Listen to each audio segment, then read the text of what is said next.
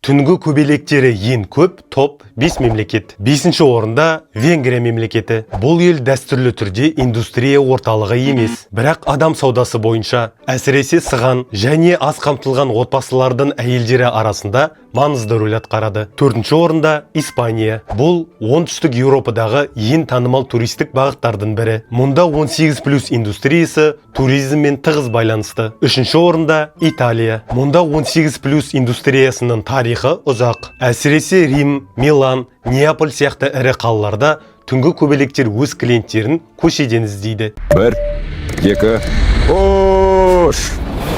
Арзан ұшақ билеттерін іздеп сатып алу.